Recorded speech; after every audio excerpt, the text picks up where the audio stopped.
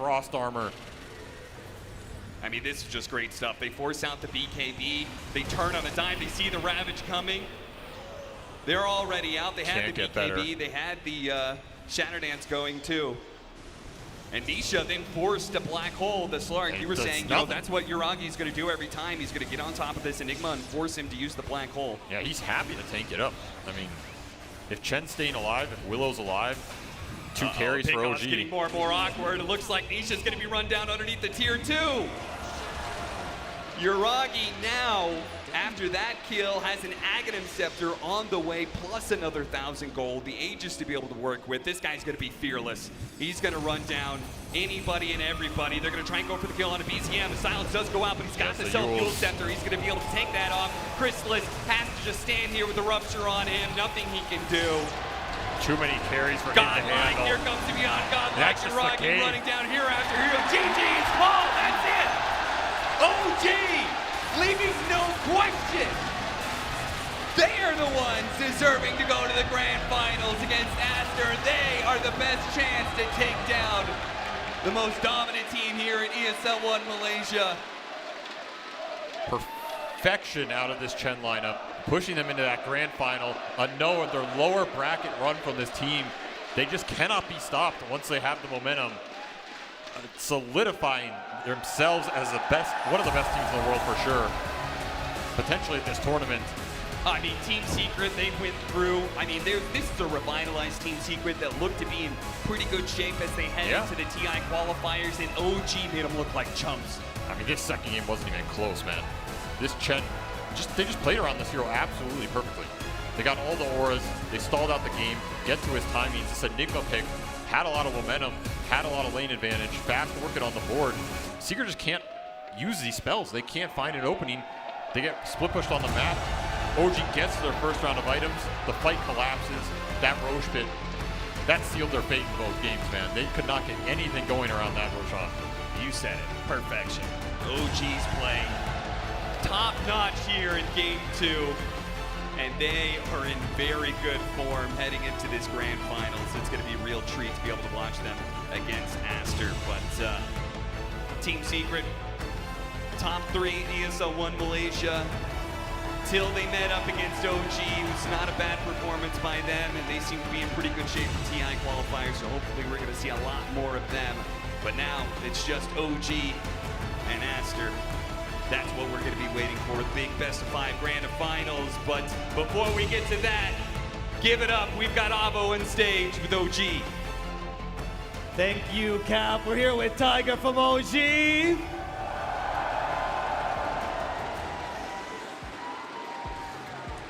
Tiger, congratulations for your win. Fantastic job in those games, but I gotta ask, you know, in this tournament, you've had to adapt to a new position, you know, that kind of new support, 4.5, you know. How is that process for you guys, every tournament having to adapt? I mean, this tournament, it was easier to adapt, I suppose. You know, we had Seb as standing, amazing player, amazing offlane, I was position 5. I love Seb, I miss him a lot. But I also love Shu. Honestly, I'm just so proud of my team.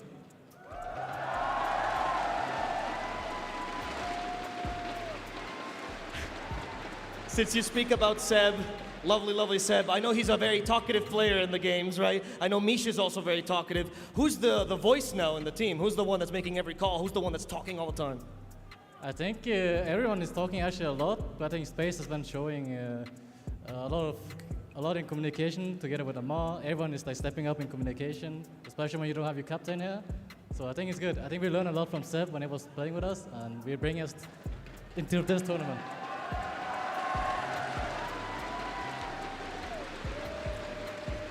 Finally, Taiga, I know that you are one of the teams that gets a big crowd buff. How has the SEA crowd been treating you? How have you liked these cheers?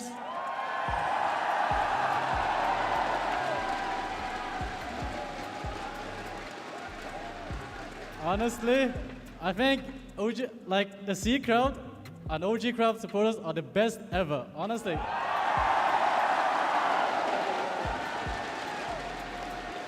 There you have it, C. You're the best crowd ever. We're gonna go to break, but give me one last roar for OG. One good chant.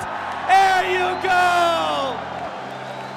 Now we'll take it away with a small break and come back very, very soon.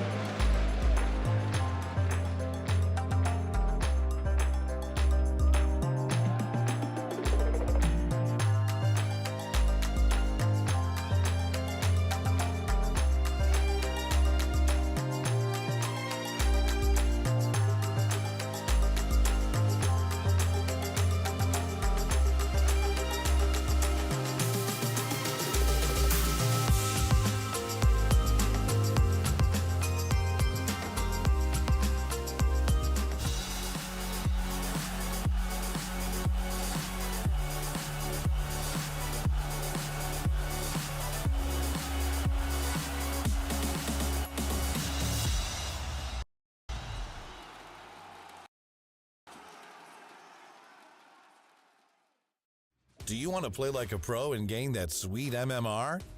Watch the DHL Pro Tips to improve your gameplay. Then test your knowledge to win a €250 Steam gift card. Become a pro by visiting esl.gg/DHL Pro Tips.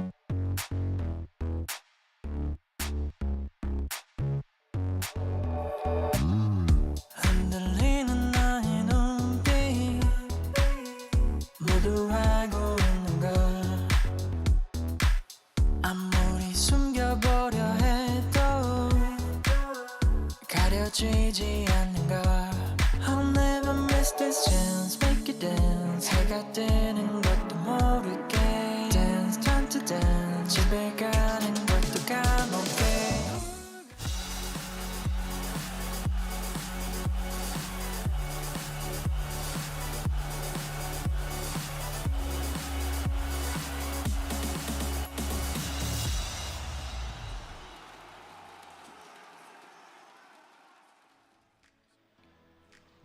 OG take this lower bracket final against Team Secret and move on into the best of 5 against Team Aster, and perhaps Ori willed it into existence.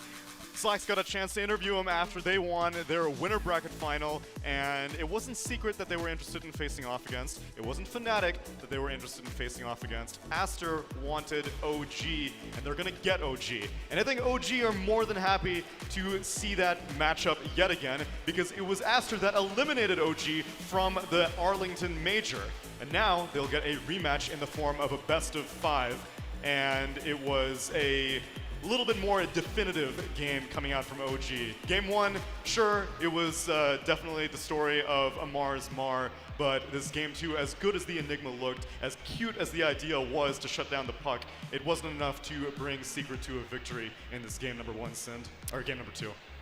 No, they tried something pretty different, which, you know, I think I admire. You know, I always admire creativity and trying these new strats. We were talking about how Enigma, we thought it was going to be offlane on the panel until we threw it to the cast. Yeah. But Enigma mid against Puck actually fares really, really well. It's one of Puck's worst matchups, but I think BZM played really well. He weathered the storm, he stayed alive, he didn't get ganked and killed by Skywrath or Ogre, and ultimately ended up having a really big impact, whereas Nisha has to really deliver in this game. And one problem that Secret's lineup has is that it's very one-dimensional. You have Tide and Enigma as two of your cores that have these big AoE ultis. And what OG exploited was they just made chaotic fights. They didn't group up. They kind of like pincered them. Slark comes in from one angle, Bloodseeker comes in from another, and then you have Chen heal, and you try to stay alive and force them to use the ults without getting kills. And when those ults are down, what do you have left?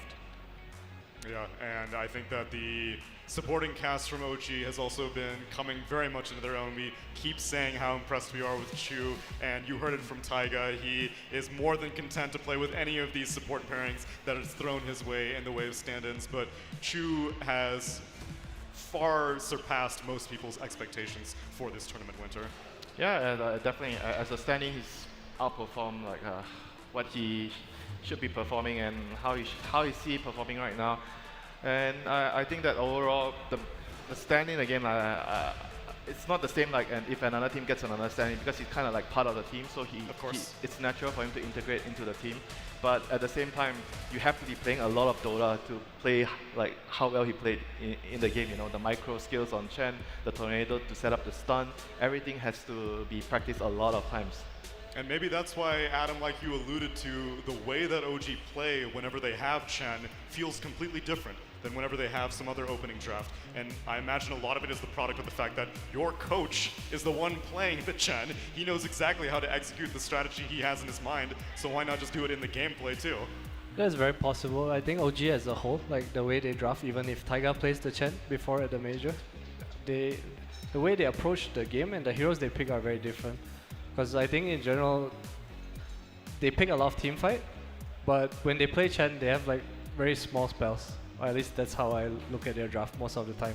And on top of that, I think the problem with how Secret approached the game is that they had like very lane dominant heroes, right? And then when you play this way and you die 1 or 2 times and give back the advantage from the laning phase, you kind of lose your whole advantage, and the momentum of the game swings to the other team's favor. Yeah, I like that he actually brought up that point. You know, like you look at the teams in the final, Aster, Secret, OG, and the team, and it's obviously Aster against OG in the final. The teams that actually, the way they look at the game, they prioritize more on like team fight, more well-rounded draft. Whereas you compare to Secret in third place, they have a tendency to, I feel like, over-prioritize laning phase. And because the whole game is slower, maybe in the previous patch it's easier to execute because the game is fast. So you win your lanes, you snowball, you run at the enemy, everything works better. But right now, since everything is a bit slower, like I would say like around 10 minutes slower, and you don't have that team fight and damage from your supports later, it's all out on lanes, then your supports don't give you as much value as like say like a Chen, a support that's really good in the team fights.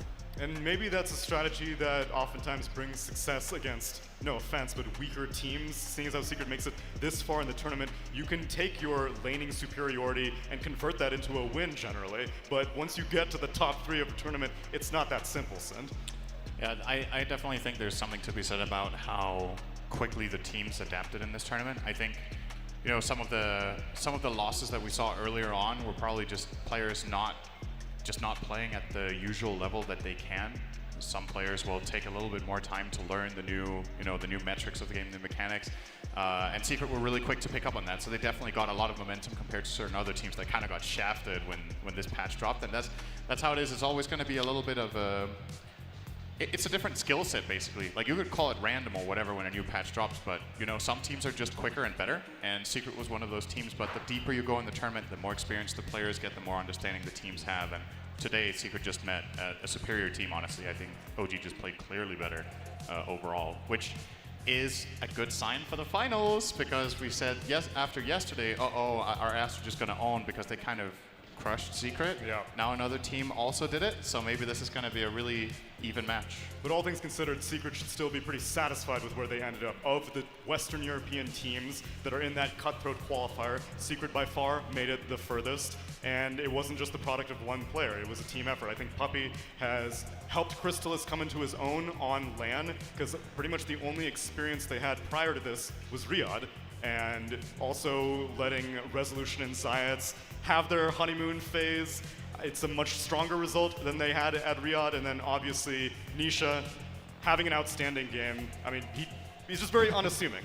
He just comes in, smokes everyone, then leaves. It's hard to really get a gauge on what he's capable of, but in that game number 1 with the Invoker, I think, Adam, they should be very encouraged going into that Western European qualifier. And now that we've seen all the teams, we saw Liquid, we saw Entity, we see Secret, we see Alliance, and we see, what was the 5th one?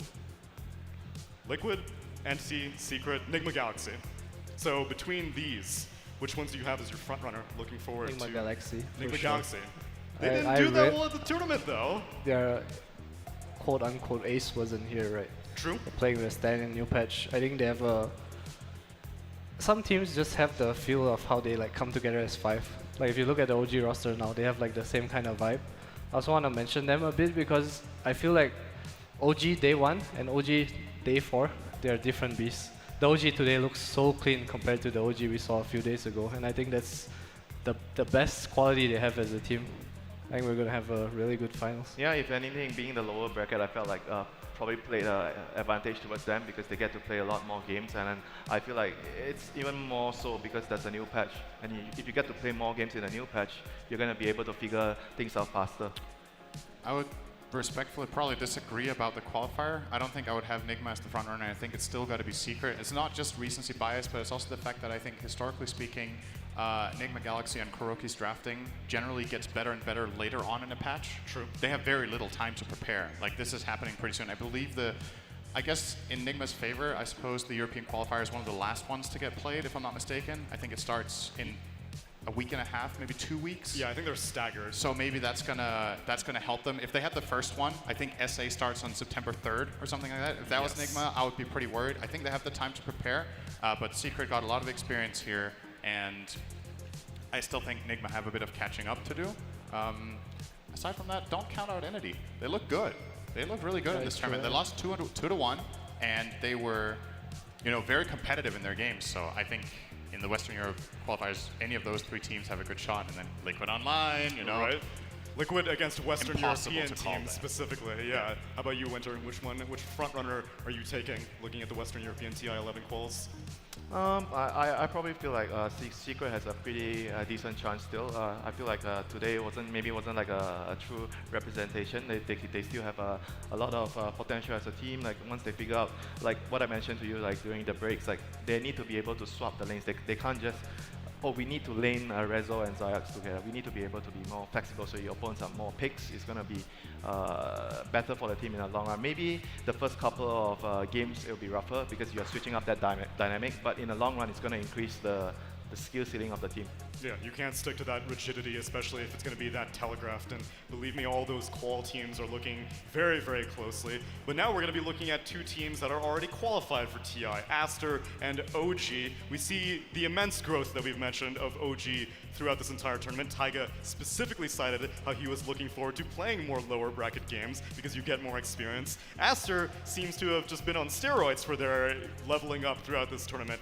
I don't think that many people were expecting them to just 2-0 smash Secret in this upper bracket final, but they did it with total ease.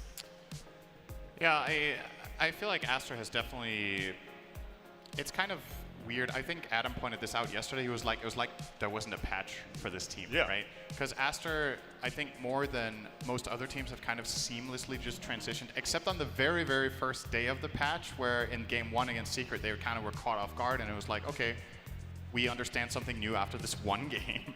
And then after that, they kind of just more or less cleaned house. I think one loss to Fnatic in the upper bracket, and that was it, just one single game, but they won the series. So they're still the team to beat. The reason I'm kind of hesitant to just say they're the favorites is that I feel like every single time this story happens, OG always wins the final. Like literally every time. And they win it 3-1 in a best of 5. They lose game 1 and then they take the rest. So, you know, I want to be hopeful for Aster. I think it's been, you know, it's been, aside from PSG LGD, it's been a really long time since a Chinese team has been like really, really good on LAN. So I think the Chinese fans will be hopeful that Aster can carry the torch this time that LGD aren't here. But it's going to be a tough ask. I don't know if you guys have any favorites. I think it's pretty even. Fob brought it up earlier, actually. He said that Aster is way better at punishing on the map. Like, I think the way Monet plays carry is a bit different from other people.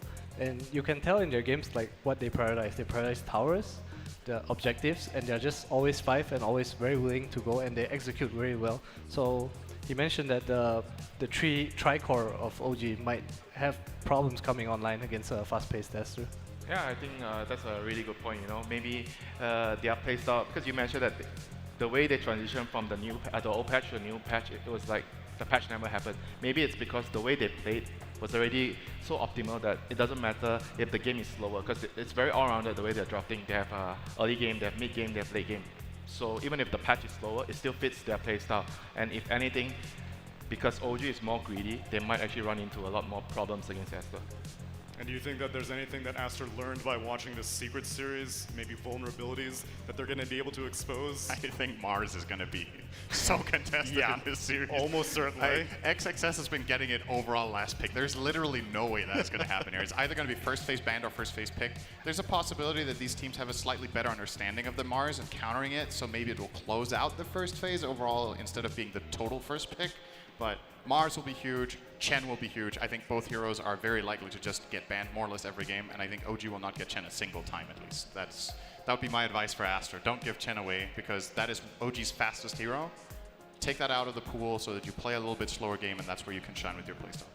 Well, OG is going to get some time to recharge before that best of 5 grand final. But if you're in the arena and you're looking for stuff to do, don't worry, I've got you covered. Right now, probably still right now, Slacks, Effie, MLP Dota, and John X Fire are doing an AMA/signing session, so you can go on over to the Madison Square if you want to get a piece of that. And if you're watching online, I have things for you to do also. You can get some sweet ESL merch. Go to esl.gg/URL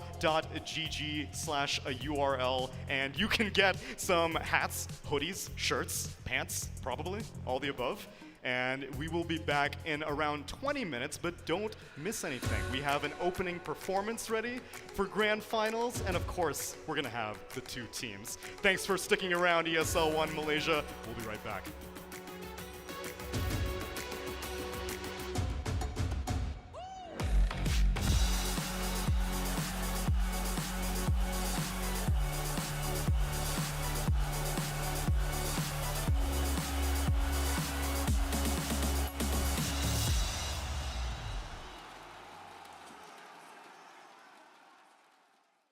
In Dota, an instant attack is an ability that instantly applies a hero's auto attack. They ignore attack speed and the natural cooldown that comes with the regular auto attacks, meaning that you can use them between attacks to greatly increase your DPS. Some instant attack abilities consider evasion, others pierce through evasion entirely, which is a huge buff to whatever hero has that instant attack because it means that you don't have to waste an item slot on MKB. All instant attacks, however, do not trigger effects that react at the start of an attack, because there is no start of the attack. For example, Juggernaut's Blade Fury Shard does not proc Untouchable, making the hero an insanely strong counter to Enchantress. Instant attacks do, however, trigger effects that react the moment that the attack hits. So, if you swashbuckle a Centaur, for example, you will take a lot of damage from Retaliate. More importantly though, most instant attacks do actually trigger attack modifiers. This means that if you have a Basher and you Sleight of Fist a crowd of heroes, Each hit will individually roll to bash the unit. This is precisely why Basher has a 2.3 second cooldown, otherwise Ember Spirit could pretty much ravage the entire enemy team on a 6 second cooldown. Where these instant attacks get really fun is with some of the more interesting attack modifiers in the game. For example, with a Satanic plus an instant attack, you can pretty much heal yourself to full HP whenever you feel like it. With the Battle Fury paired with an AoE instant attack, you can exponentially increase your damage so long as you do a bit of trigonometry. Since Cleave is based on where your hero is located at the moment of the attack landing, you can, for example, angle Abaddon's AoE miscoil such that you do an absurd amount of burst damage to the unit in the very back of a group.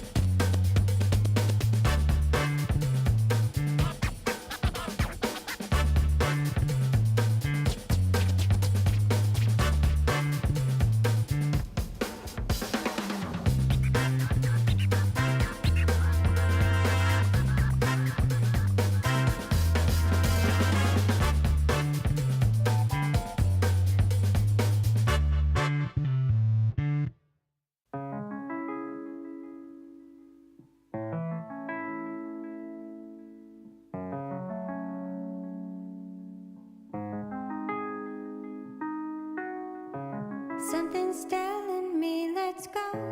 Close the curtain on the show. Follow where the wind may blow.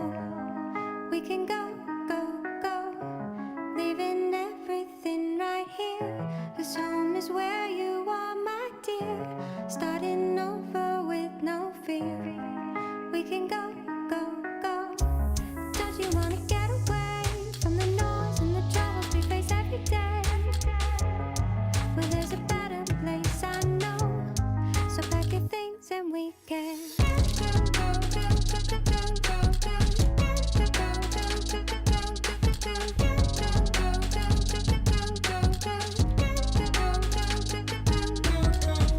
It's time to hit the road. They don't have to know where we're gonna go, go,